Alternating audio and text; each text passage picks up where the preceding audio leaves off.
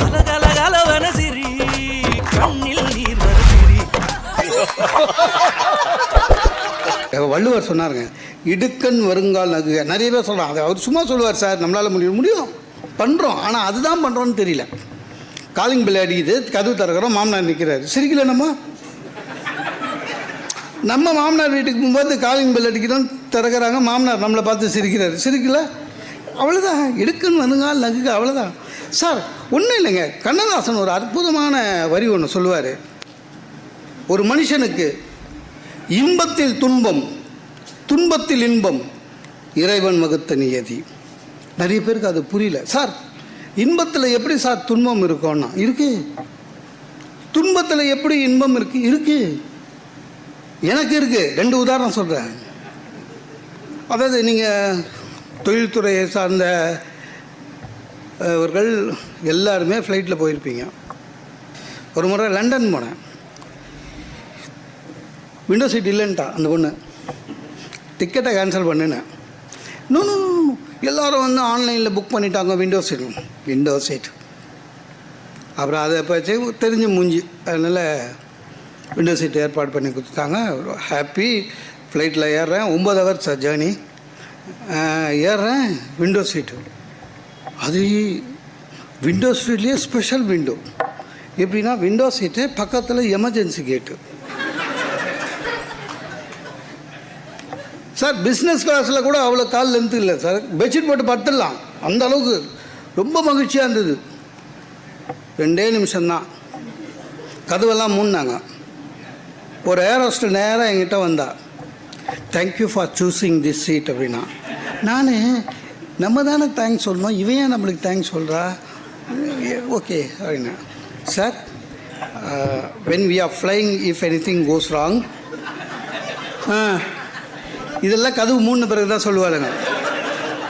Ticket வாங்கும்போது சொல்ல மாட்டாளுங்க. பார்த்துருக்கீங்களா? டிக்கெட் வாங்கும்போது சொல்ல மாட்டாங்க, ஏறும்போது சொல்ல மாட்டாங்க. ஏறி உட்காந்து கதவெல்லாம் மூடின பிறகு ஏர் பேக்கு கீழே இருக்குது, அது எப்படி போட்டுக்கணும்னு அவசரமாக சொல்லி கொடுப்பாங்க. பார்த்துருக்கீங்களா? அந்த மாதிரி if anything goes wrong, இந்த கேட்டு ஓப்பன் பண்ணணும், நீங்கள் தான் பண்ணணும். You have to help with us. நான் எப்படி ஓப்பன் பண்ணுறதுன்னு சொல்கிறேன் அப்படின்னா, சார் உண்மையிலே சொல்கிறேன், வேத்துடுச்சு, எனக்கு வேத்துடுச்சு. என்னப்பா இந்த சீட்டை பின்னால் அப்படி பார்க்குறேன், எல்லாம் அமைதியாகிறான். டென்ஷன் ஆகிட்டேன், பிபி ஏறுது. என் பக்கத்தில் இருக்கிறவன் சொல்கிறான், சார் என் உயிரெல்லாம் உங்ககிட்ட தாங்க, இது சரியாக கற்றுக்கோ அப்படின்னா. சார் அது புரிஞ்சிச்சு. இன்னொரு வாட்டி சொல்லுங்கண்ணே, சரியாக கற்றுக்கணும். சார் 9 ஹவர் தூங்கவே இல்லை, சாப்பாடே இறங்கலை. ஏன்னா எப்போ வேணாலும் ரெடியாக இருக்கலாம். அந்த பொண்ணு கரெக்டாக என்கிட்ட சொன்ன பொண்ணு இருக்குல்ல, எதுக்கோ ஒரு வாட்டி விறுவிறுன்னு நடந்தது வச்சு, என்னங்க அப்படின்னா, திறக்கணுமான்னு திறக்க சொல்லலை, இறங்கிட்டோம். ஆனால் ஒன்று சார், அந்த 9 ஹவர் விண்டோ சீட்டு பயணம் துன்பம், இன்பத்தில் துன்பம். அது இல்லை, இறங்கின பிறகு மனசில் லேசாக நினச்சி பார்த்தேன், சி இவ்வளோ கற்றுக்குன்னு யூஸ் பண்ணாமல் வந்துச்சு மேன். சார் கற்றுக்கின்ற பயன்படுத்தாமல் வந்துட்டு மேன், சரி இன்னொரு வாட்டி பார்த்துக்கலாம் அப்படின்னு. அதாவது இன்பம் என்று நினைக்கிறோம், அதில் துன்பம் இருக்கும். சரி, துன்பம் என்று நினைப்பதில் இன்பம் இருக்கா? இருக்குது. தமிழ்நாட்டில் தானே இருக்கோம். நீங்கள் எந்த தீபாவளிக்கு அப்புறமும் இது எடுத்து பாருங்கள், பேப்பரை. 2 விஷயம் கண்டிப்பாக இருக்கும் தீபாவளிக்கு அப்புறம். சென்ற வருடத்தை விட இந்த வருடம் மது விற்பனை 14 கோடி அதிகம், கண்டிப்பாக இருக்கும். அதான் 12, 13, 14 அந்த மாதிரி இருக்கும். இன்னொன்று, தீபாவளி சீட்டு நடத்தி ஓட்டம், தம்பதியை போலீஸ் வலை வீசி தேடுகிறது, 1.25 கோடி 2.25 கோடி, அது கண்டிப்பாக வரும். இது மாதிரி நடக்குதேன்னு கட்டாமல் இருக்காங்களா? கட்டுவாங்க. அது இதுவாகிடுச்சு, பண்டிகைக்குன்னா இதெல்லாம் ஏமாறுறதுன்னு ஒன்று ஆயிடுச்சு நம்ம ஜனங்க. இந்த போன தீபாவளி முடிஞ்சுது, 2 நாள் கழித்து பார்க்குறேன், என் ஒய்ஃபு காஃபி எடுத்துன்னு வந்து வைக்கிறா. விற்கும்போதே வித்தியாசம் தெரியுது. திரும்பி பார்க்குறேன், ஷாக் ஆகிட்டேன் சார். 20 வருஷத்துக்கு முன்னால் அந்த கல்யாணம் அணி 1 வாரம் இருந்தாங்களே, அந்த மரியாதை, அந்த பவ்யம், அந்த புன்னகை, அந்த மென்மை. காஃபி சாப்பிடுங்க. இங்கே தான் இருக்கிறோமா, கிள்ளி பார்த்துக்கிட்டேன். என்னம்மா அப்படின்னு. இல்லை சாப்பிடுங்க. சொல்லு, என்னமோ சொல்ல வர. ஒன்றும் இல்லைங்க, நீங்கள் மாதம் வீட்டுக்கு காசு தருவீங்கள்ல, அதில் கொஞ்சம் மிச்சம் பண்ணி, மிச்சம் இல்லை ஆட்டையை போட்டது அதுனா மிச்சம். ஏன்னா சில வாட்டி மாத கட்சியில் நானே கேட்டுக்கேன் சார், இல்லவே இல்லைன்னு வா. அப்புறம் என்ன மிச்சம் பண்ணி ஒரு இடத்துல சீட்டு கட்டினேன். நானும் பக்கத்து வீட்டு அக்கா கடைசி சீட்டு எடுத்துக்கலான்னு போயிட்டேன். அந்த ஆள் ஓடிட்டாருந்துச்சு. திரும்பி பார்த்தா அதே பவ்யம். எவ்வளோ கட்டணுமா? 85,000 சார். 85,000 எப்படி ஒன்றாலும் சம்பாதிச்சிக்கலாம் சார். இந்த 20 வருஷத்துக்கு முன்னால் இருந்த மரியாதை திரும்பி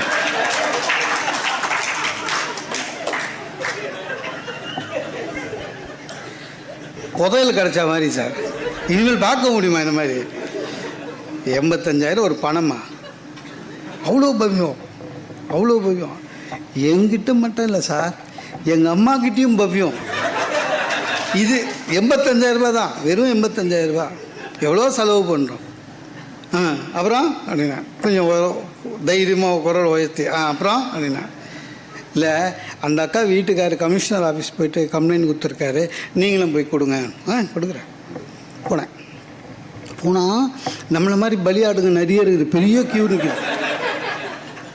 க்யூவில் நின்றுந்தேன். ஒரு ஏசி வந்தார், அசிஸ்டன்ட் கமிஷனர். அவருக்கு என்ன தெரியும்.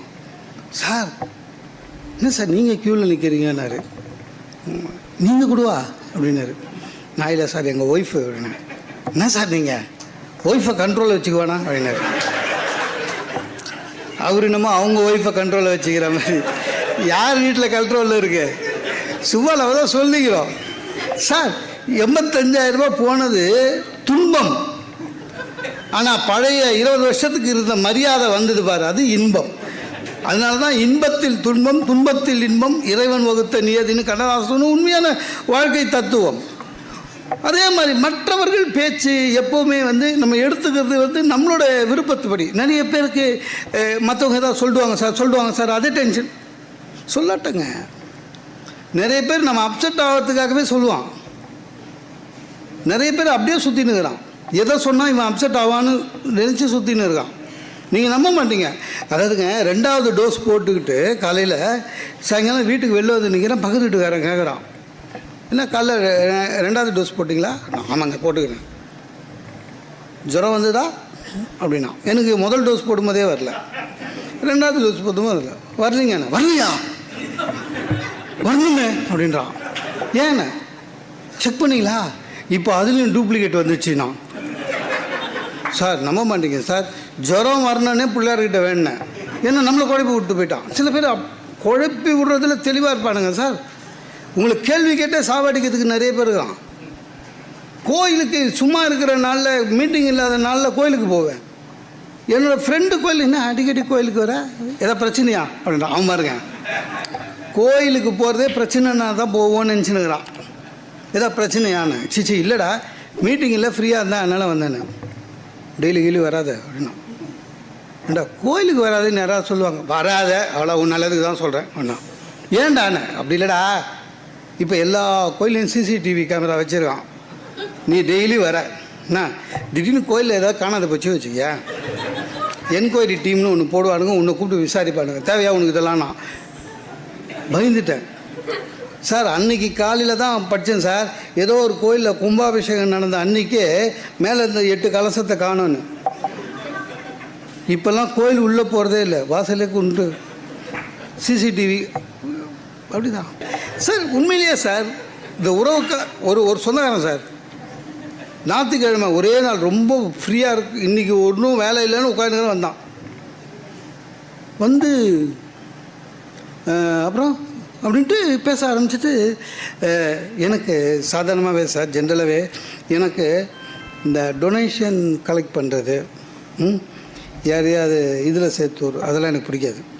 நீங்கள் என்ன ஒரு நல்ல விஷயத்துக்காக என்கிட்ட யாராவது உங்களுக்கு தெரிஞ்சவங்ககிட்ட ஏதாவது டொனேஷன் கலெக்ட் பண்ண அப்படின்னா முடியாது சொல்லிடுவேன். என்னால் முடியவே முடியாது. ஏன்னா ஏதோ ஒருத்தர்கிட்ட போய் நல்ல காரியத்துக்கு தான் கேட்குறோம், இருந்தாலும் அவங்ககிட்ட போய் கூனி குறுக்கி நின்று பல்ல இழித்து சாஃப்டாக பேசி எதுக்கு முடியாது. நீ என்னால் முடிஞ்ச அளவுக்கு டொனேஷன் தர விடு ஆள் அப்படின்னா. இந்த சொந்தக்காரன் வந்தான். வந்து மாப்பிள்ள ஒரு ஸ்கீம் இருக்குது, அதில் உன்னை சேர்த்து விட்றேன், உன் கான்டாக்டுக்கு நீ எங்கேயோ போயிடுவேன், நானே டைமண்ட் அப்படின்னா. எனக்கு இந்த சதுரங்க வேட்டை சினிமா பார்த்த மாதிரியே இருந்தது. நானே இப்போ டைமண்ட். நான் சொன்னேன், எனக்கு யாரையும் தெரியும். என்ன தெரியாதுன்ற, பட்டிமன்றத்தில் எத்தனை பேர் சுகிச்சு இருக்காரு, அவரெல்லாம் சீட்டில் சேர்க்க சொல்கிறான். நான் சொன்னேன், எனக்கு இந்த மானங்கட்ட பழப்பு பிடிக்காதுன்னு. கோவம் வந்துச்சு. அப்போ நான் மானங்கட்ட ஆமாண்ணே அன்றைக்கி போனோம் தான் வரவே இல்லை சார். எதுவாவது அதாவது கேள்வி கேட்கணுமே கேட்குறான். சில பேர் வாழ்க்கை சுவாரஸ்யம் மிக்கதுன்றதே மறந்துடுறான். வாழ்க்கை அது சுவாரஸ்யமாக இருக்கணும் சார்.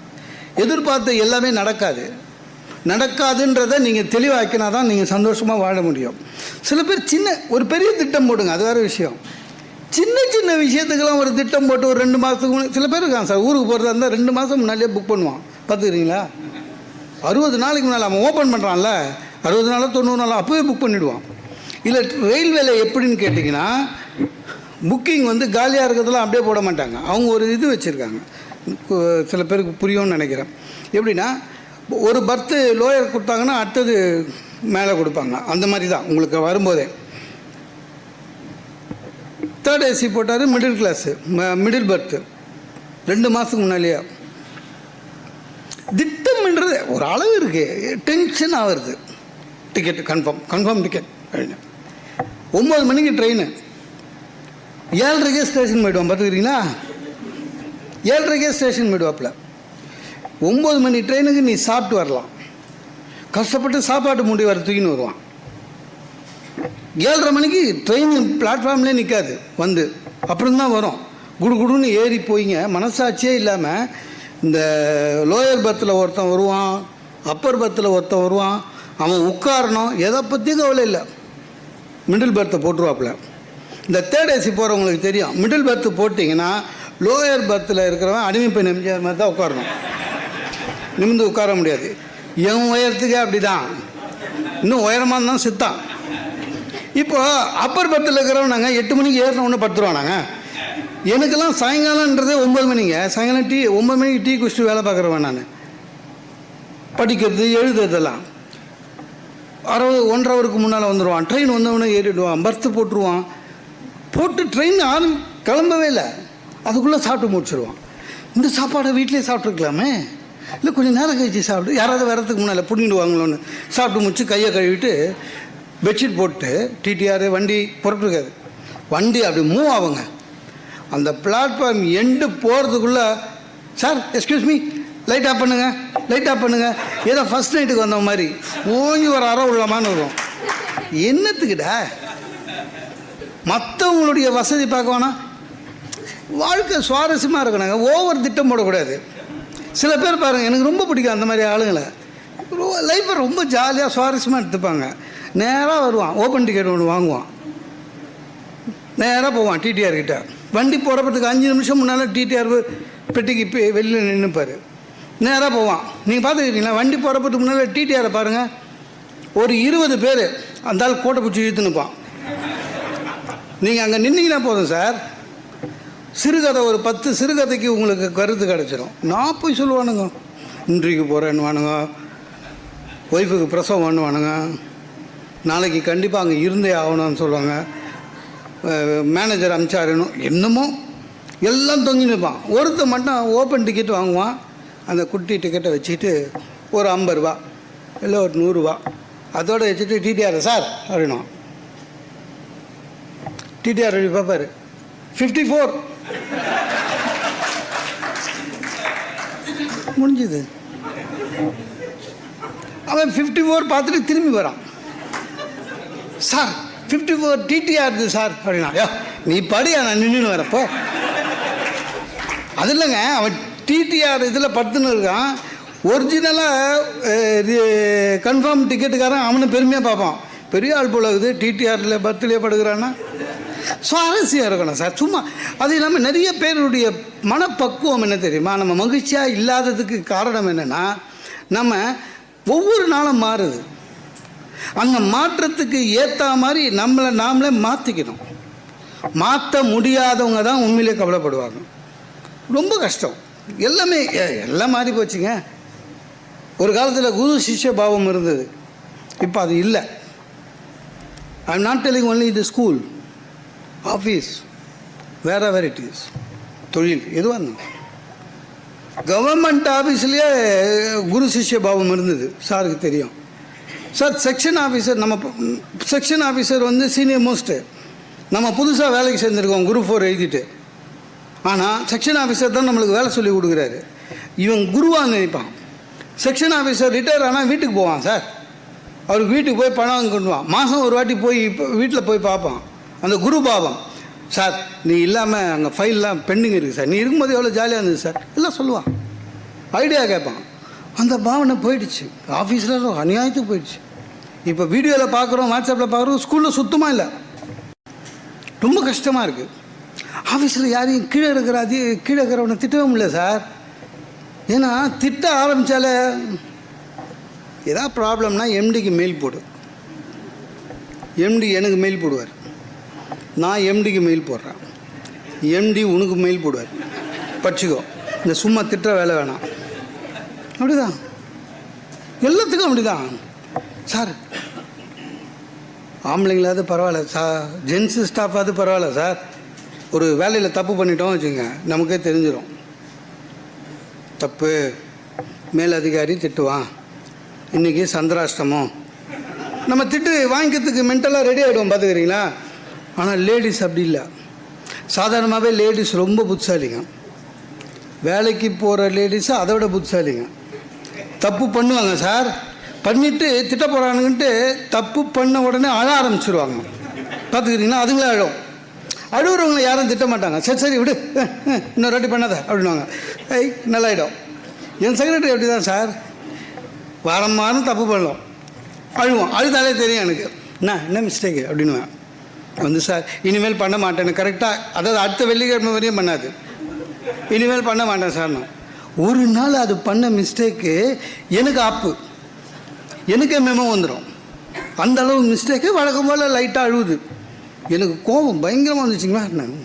என்ன இல்லை சார், இனிமேல் ஒன்றும் வேணாம், எனக்கு திட்டணும்னு முடிவு பண்ணிட்டேன். நீ எல்லாம் எதுக்கு வேலைக்கு வேறு பேசாமல் பேப்பர் போட்டு வேலை பண்ணி வீடு பார்த்துக்க கூட நீ லாக்கில்லா சா போச்சா கஜா அமிச்சான்னு எல்லாம் இருந்த ஆத்திரம், அத்தனை வருஷம் இருந்த ஆத்திரமும் பண்ணேன் சார். லைட்டாக அழுதுன்னு இருந்தது சார். நான் திட்டின உடனே முன்னாடி எடுத்து வாயில் வச்சுன்னு ஓன்னு அழுது கதவு திறந்து ஆஃபீஸ் ஹாலில் ஓடுது. நான் வெளியே வந்து பார்க்குறேன், ஆஃபீஸுக்கு என்ன ஒரு மாதிரி பார்க்குறேன். அவனுங்க எத்தனை சினிமா பார்த்துருப்பானுங்க. நான் பண்ணிட்டு உள்ளே வந்துட்டேன், போயிடுச்சு. சரி ஒழிஞ்சுதுன்னு பார்த்தா போன லேடி அடுத்த நாள் அவங்க ஹஸ்பண்டை கூட்டு வந்துச்சு சார். அவருக்கு நான் 6 அடிக்கு ஜிம்முக்கு போவான் போல இருக்குது. நம்ம பூனை மாதிரி இருக்கிறோம். என்ன மிஸ்டர், என் ஒய்ஃபை ரொம்ப திட்டுறீங்களா அப்படின்னா. நான் பம்மிட்டேன், எதுக்கு பிரச்சனை அப்படின்ட்டு நான் என்ன பண்ணேன். இல்லை சார், வந்து ஜிஎம் தான். எனக்கு என்னென்னா இவன் அடிக்கணும்னு முடிவு பண்ணால் ஜிஎம்மையும் வலிச்சு விட்டுறது. ஏன்னா நம்ம அந்த அடிக்க முடியாது, போகிறவை அப்படியே அடிக்கிட்டு. இல்லை சார், ஜிஎம் தான் ரொம்ப ஸ்ட்ரிக்டாக இருக்க சொல்லாது அப்படின்னு. சார் அவர் அந்த ஆள் சொன்னான் ஏன் திட்டுறேன்னு. ஆனால் அவன் கண்ணில் பார்த்தேன் சார், அதில் ஒரு சந்தோஷம் தெரியும். என்னால் தான் திட்ட முடியல, நீயாவது திட்டு. ஒரு ஆம்பளை கஷ்டம் இன்னொரு ஆம்பளைக்கு தானே சார் தெரியும். அது மாறி போச்சு சார். ஒரு காலத்தில் குடிக்கிறதுன்றது ரொம்ப கெட்ட பழக்கம். ஒரு கிராமத்தில் குடிக்கிறவன் இருந்தான்னு வச்சுங்களேன், அவனுக்கு தெரியும் நம்ம பண்ணுறது தப்பு, எல்லோரும் அசிங்கமாக பேசுவாங்கன்னு தலையில் துண்டு போட்டுப்பாங்களாம் சார். துண்டு போட்டுட்டு ஊரெல்லாம் அடங்கின பிறகு வெளியூரில் போய் குடிச்சிட்டு கம்முன்னு வந்து படுத்துவான். எப்போ ஒரு காலத்தில். இப்போ எப்படி மாறிடுச்சு, கவர்மெண்ட் எம்ஆர்பி போட்டு விற்கிது, மாறிடுச்சு, எல்லாமே மாறிடுச்சு. ஒரு காலத்தில் 1 லட்ச ரூபா கடன் வாங்கினா 20 பேர் ஷூரிட்டி. சாருக்கெல்லாம் தெரியும். ஷூரிட்டிக்காக பயந்து ஒன்றாலாம் எத்தனையோ பேர் இருக்கான் போட சொல்ல போகிறானோன்னு. இப்போ அப்படி இல்லை. ஃபோன் ஆனில் இருந்தாலே கடன் வாங்கிக்கோ, கடன் வாங்கிக்கோ, கடன் வாங்கிக்கோ, கடன் வாங்கிக்கோ, இந்த கடன் அந்த கடன், கடன் வாங்கிக்கோ, கடன். ரொம்ப கஷ்டம். இன்னும் ஒன்று, லட்சத்தில் வாங்கினா கட்டணும், திருப்பி கோடியில் வாங்கினோன்னா ஒன்றும் பிரச்சனை இல்லை, செட்டில் ஆகிடலாம். எல்லாமே அப்படி தான். இந்த கல்யாணத்தில் சார் ஒரு காலத்தில் கல்யாணம் எப்படி நடந்தது? 5 நாள் நடந்தது, அப்புறம் 4 நாள், 3 நாள், 2 நாள், 1 நாள். இப்போது ரிசப்ஷனுக்கு மட்டும் தான் இன்விடேஷனே வைக்கிறானுங்க. இவனுங்க கல்யாணம் பண்ணுறானுங்களா இல்லைன்னே தெரில. நான் ஒரு கல்யாணத்துக்கு போனேங்க. போனால் அது இது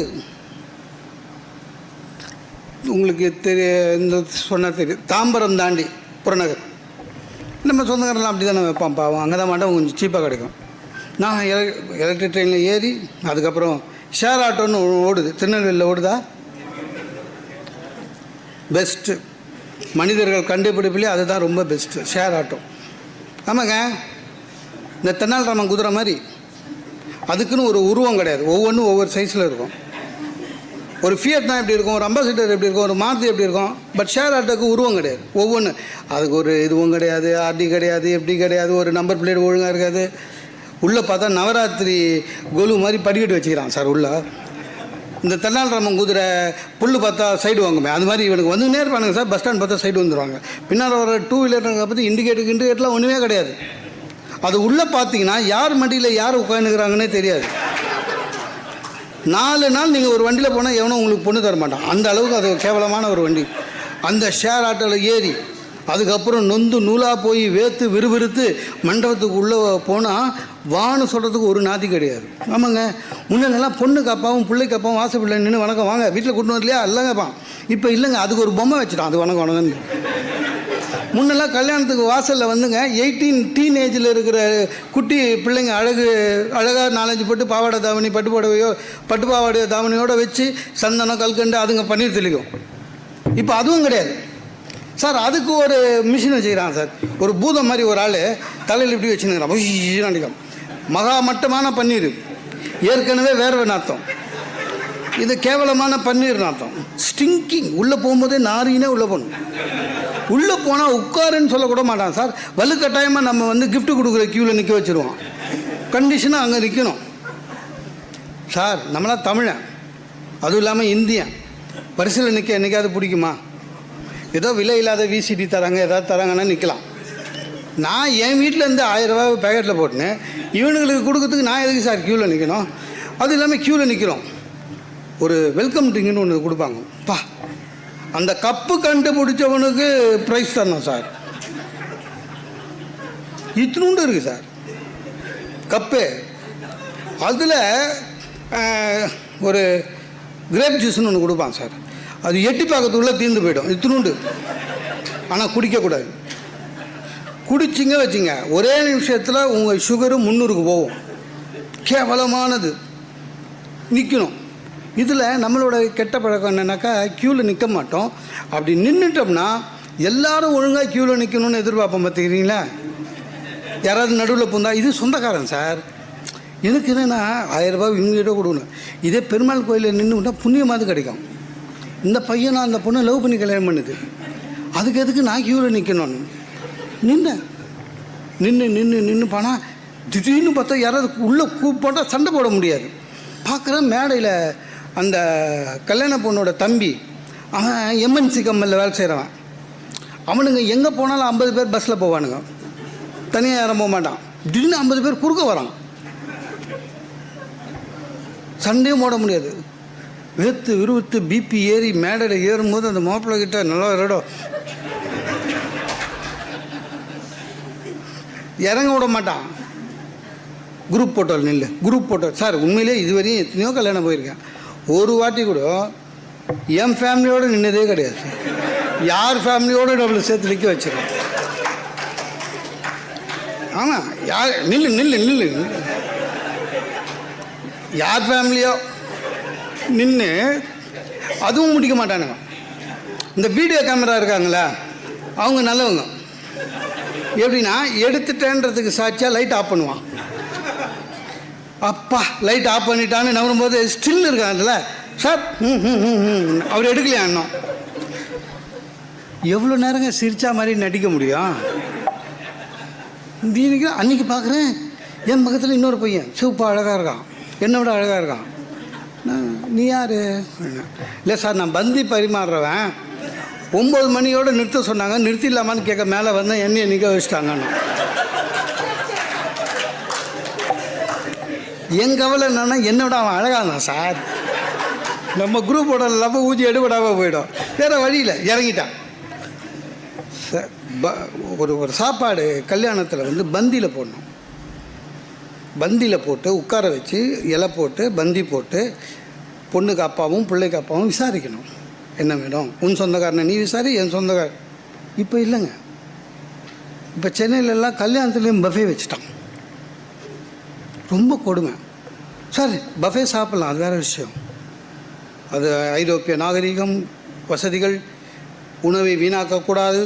நமக்கு எது தேவையோ அந்த அளவுக்கு எடுத்துக்கொள்ளலாம். நமக்கு எது தெரியுமோ அதை மட்டும் எடுத்து, அதெல்லாம் இந்தியாவுக்கு ஒத்து வரல இன்னும். எனக்கு தெரிஞ்சு எங்கள் ஃபேமிலியிலலாம் யாருக்கும் தெரியாதுங்க. நமக்கே கஷ்டமாக இருக்குது சார். அது இல்லாமல் சார் அந்த பஃபே க்யூவில் நிற்கிறோம். அந்த அந்த பிங் ஆன் பிளேட் இருக்குல்ல சார், அதுவே 1.25 கிலோ இருக்குதுங்க வெயிட்டுங்க. அதை வச்சு நிற்கும் போதில் எங்கேயோ வரிசையில் நிற்கிற மாதிரியே ஒரு ஃபீலிங் வரும் எனக்கு.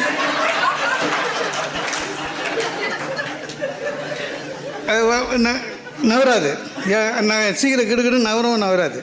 அப்படி பார்த்துக்கின்னு ஏறணும். நம்ம பார்க்கும்போது தான் ஒருத்தன் நமக்கு முன்னாடி போனவன் குலோப் ஜாமுனை 2 எடுத்து வைக்கிறான். பக்குன்னு இருக்குது. நமக்கு என்னென்னா நம்ம போகிறதுக்குள்ளே குலோப் ஜாமுன் தீர்ந்து போயிடுச்சுன்னா ரீஃபில் பண்ணுவானுங்களோ இல்லை குலோப் ஜாமுன் இருக்காதோ. சில பேர் அதுக்கே பிள்ளையார்கிட்ட வேண்டிவா, நான் போகிற வரையும் குலோப் ஜாமுன் தான் 2 ரூபா கொடுக்குறேன் போகிறோம் சார். உண்மையிலே அது அது அது நீங்கள் ஒன்றும் இல்லைங்க. நம்ம திருமண விழாக்களில் நம்ம உறவினர்களும் நண்பர்கள் வருகிற இடத்தில் எங்கேயாவது பஃபே நடந்தால் அவர்கள் பிளேட்டை ஃபில் பண்ணிவிட்டு வரும்போது அந்த பிளேட்டை பாருங்கள், 2 நாளுக்கு சோறு இருங்காது. அவியல் குலோப்ஜான் எல்லாம் அந்த குலோப்ஜான் ஜீரா அவியல். ஏண்டா அது எதுக்கு? கொஞ்சம் கொஞ்சமாக சாப்பிடு. பிளேட்டில் எல்லாத்தையும் அள்ளி போட்டு 1.25 கிலோ பிளேட்டை 6 கிலோ ஆக்கி அதை எடுத்துன்னு வர்றதுக்குள்ளே உயிர் போயிடும் சார். ஆனால் சில பேருங்க இதுலேயே டாக்டரேட் பண்ணியிருக்கான். கடவுள் மாதிரிங்க. எல்லா இடத்துலையும் அவனை பார்க்கலாம். டக்கு டக்கு நம்ம 2 ஸ்பூன் சாப்பிட்றதுக்குள்ளே எல்லாம் முடிச்சுட்டு ஐஸ்கிரீமுக்கு வந்துடுவான். இது இவ்வளோ சொல்கிறியே, நீ ஏன்டா சாப்பிட்டேன்ல சாப்பிடாம போக முடியாது. ஏன்னா வீட்டில் சொல்லி அமைச்சிருக்காங்க, 1000 ரூபா மொய் எழுத போகிற, எழுதிட்டு சாப்பிட்டு வர, வீட்டில் சோறு கிடையாது. இப்போ உண்மையிலேங்க அன்றைக்கி ஒரு கல்யாணம் பண்ண என் ஒய்ஃபு பையன் பஃபே. இது என்னடா வர வர இது ஜாஸ்தி ஆகிடுச்சின்னு. என் ஒய்ஃபு ரொம்ப உஷாருன்னா நம்ம தானே ஏமாளி. எங்க புது புடவை பட்டு புடவை கூட்டம் ஜாஸ்தியாக இருக்குது, மேலே கீழே சதறிடும், எனக்கும் பையனுக்கும் நீங்கள் எடுத்துன்னு வந்துருக்கன்ட்டான். முதல்ல ஒரு தட்டு எடுத்து போய் எல்லாம் வச்சு ஒய்ஃபுக்கு எடுத்துன்னு வந்து கொடுத்தா ஓரமாக உட்காந்துட்டா சேர் போட்டு. இன்னொரு தட்டு எடுத்து போய் பையனுக்கு. நான் சாப்பிட்ணல தட்டு எடுத்து போகிறேன். அந்த போகிறவன் சொல்கிறான், தட்டா நீங்களே வாங்கியிருந்தா மீதி பேர் சாப்பிட வேணாம் சார். நான் இப்போ தான் சார் வாங்குகிறேன். ஒன்று ஏதாவது ஒன்று சுவாரஸ்யமாக இருக்கணும் வாழ்க்கையிலனா. எதையுமே நீங்கள் தயவு செஞ்சு எதுவாக இருந்தாலும் நீங்கள் எதையும் ஈஸியாக எடுத்துக்க ஆரம்பிச்சிட்டனாலே இருக்குதா சந்தோஷமாக இருக்கலாம். உண்மையிலே சார் கோயில்ன்றது எதுக்கு சார் போகிறோம்? அமைதி, அப்படி தானே? அமைதியாக இருக்கும் கோயில். அப்படி தான். அங்கே வந்து சில கோயிலில் நம்ம போய் பார்க்கும்போது நம்ம இந்து கோயிலில் ரொம்ப கஷ்டமாக இருக்குது. நமக்கு மட்டும் ஏன் இந்த மாதிரி இருக்குன்னு எல்லா இடத்துலையும் போர்டுங்க. வேறு மதம் சார்ந்த எந்த திருக்கோயிலையும் அவ்வளோ போர்டு கிடையாது. எல்லா இடத்துலையும் போர்டு. வரிசையில் நிற்கவும். கோயிலில் கூட வரிசையில் நிற்க மாட்டான். தயவு செய்து வரிசையில் இருக்கவும். லுங்கி கட்டி கொண்டு வர வேண்டாம்னு ஒரு கோயிலில் பார்த்தாங்க. அப்படின்னு அர்த்தம் நம்ம லுங்கியோடு போயிருக்கான் உள்ள. இன்னொரு கோயிலில் போட்டிருக்கான் அகல் விளக்கை மேடையில் வைக்கவும். ஏன்னா இவன் 10 ரூபாய்க்கு அகல் விளக்கு வாங்கி சாமிக்கே சூடு வைக்கிற மாதிரி கிட்ட எடுத்துக்கணும். அகல் விளக்கை மேடை. ஒரே ஒரு போர்டு தான் மிஸ்ஸிங், தயவு செய்து சாமி கும்பிடவும். இந்த கோயில் இல்லை, நம்ம ஆளுங்க எந்த கோயிலுக்கு சார். கொரோனாவுக்கு முன்னால் திருப்பதிக்கு போனேன். 50 ரூபாய் டிக்கெட் தான், நம்மளுக்கு ஸ்பெஷல் தர்ஷன்லாம் கிடையாது. 50 ரூபா டிக்கெட்டு. போனேன். பெருமாள் பற்றி சோசரம் சொல்லிகிட்டே போனேன். நம்ம ஆளுங்க எவ்வளோ பாருங்கள், நாளாயிடுச்சு. பெருமாள் பற்றி சோஸ்திரம் சொல்லின்னு போனேன். நம்ம ஆள் பாருங்கள், அந்த கல்வெட்டெல்லாம் இருக்கும். அதில் கல்வெட்டு நடுவில் ஒரு கல்வெட்டுக்கும் 2வது கல்வெட்டுக்கும் நடுவில் ஈயம் பூசி வச்சுருப்பாங்க, இது ஆக்கணும்னு. அதில் கொஞ்சம் கேப் இருக்குது சார். அந்த கேப்லலாம் விசிட்டிங் கார்டு சொல்லி வச்சுருக்கான். அதை பிஸ்னஸ் ப்ரொமோட் பண்ணுறான் பெருமாள் கிட்டே போய். அப்புறம் பார்த்துருக்கீங்களா? நிறைய பார்த்துருப்பீங்க. அந்த மேலே ஷீட் வருதுல்ல, மழைக்காக வச்சுருக்காங்களே, அந்த ஷீட்லலாம் சொருவி வச்சுருப்பான். நான் பெருமாள் ஸ்லோகம் தான் சொல்லின்னு போனேன்.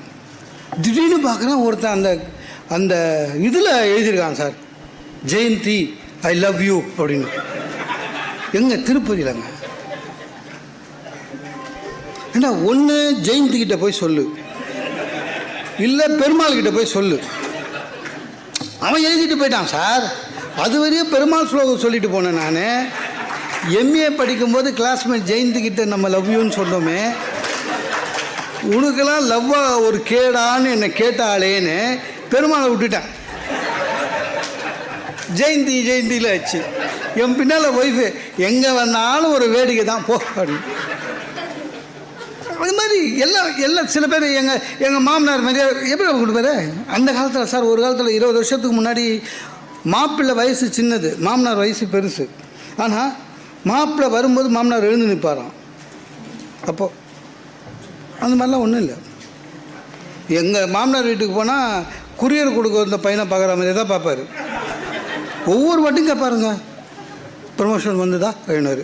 ஏதோ அவர் ஒர்க் பண்ணும்போது மாதம் வாங்கின மாதிரி நம்மளை வேலையில் வச்சுக்கிறதே பெரிய விஷயம்.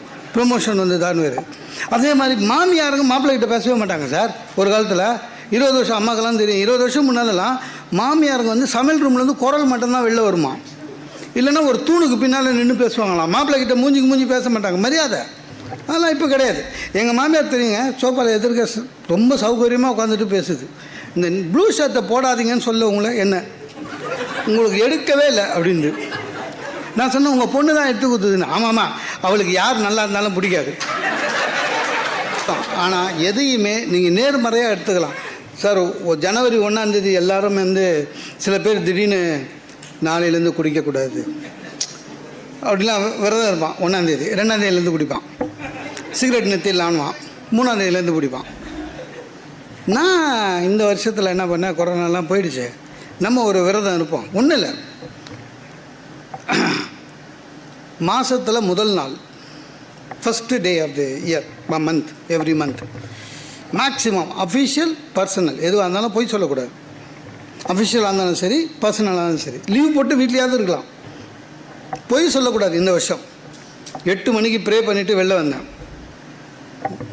ஜனவரி 1 என் ஒய்ஃபு வாங்க அப்படின்னு பூரியை வச்சு, இன்றைக்கி நான் புதுசாக சென்னா செஞ்சேன்னு வச்சா. சென்னா எப்படி இருக்குன்னு கேட்டான்.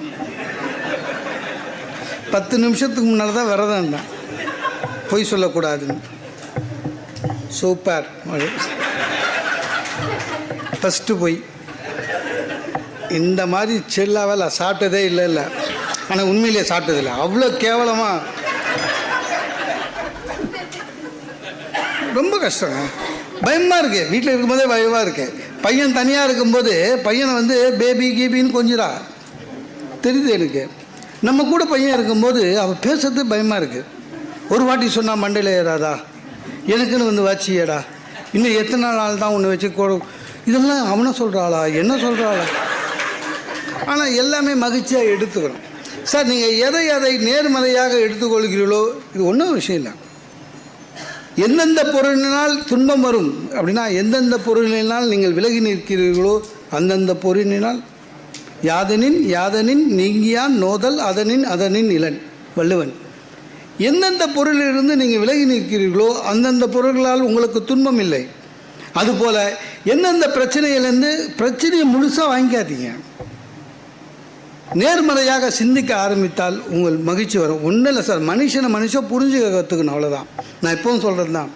இந்த பீட்சா ஆர்டர் பண்ணுவோம்.